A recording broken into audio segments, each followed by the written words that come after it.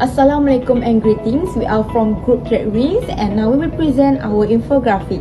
So the purpose for this infographic is to discuss and address the legal matters of our clients, which are Trubo Energy Sdn Bhd, the issue between Company Acts and Klaim Berhad, and the legal effect of pre-incorporation contract on a newly incorporated company in accordance with Company Act 2016.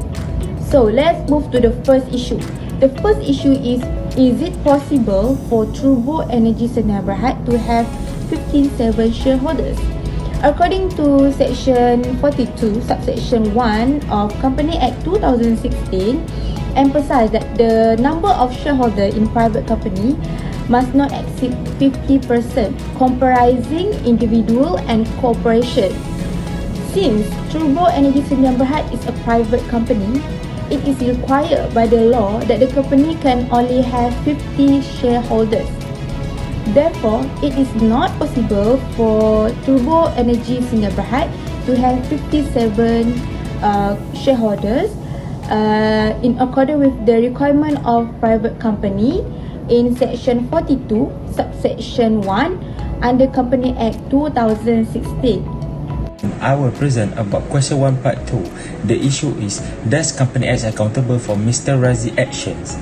Section 20A of Company Act 2016 emphasized the general principle of veil of corporation where a company and its member are two separate legal entities, but there is exclusion given to a certain condition to lift the corporate veil, such as when a company is manipulated to evade liability or commit fraud, and when a company is used as an agent or alter ego to its member.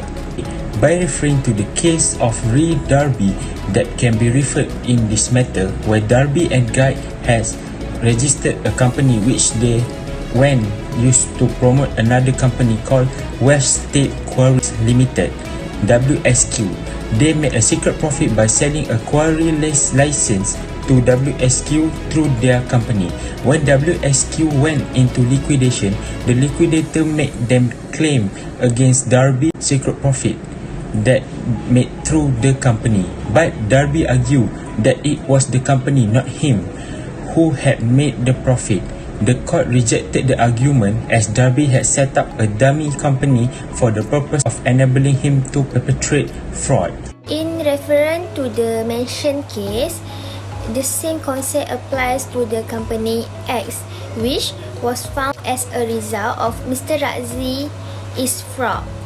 In order to obtain justice, the court will lift the corporate veil in the case.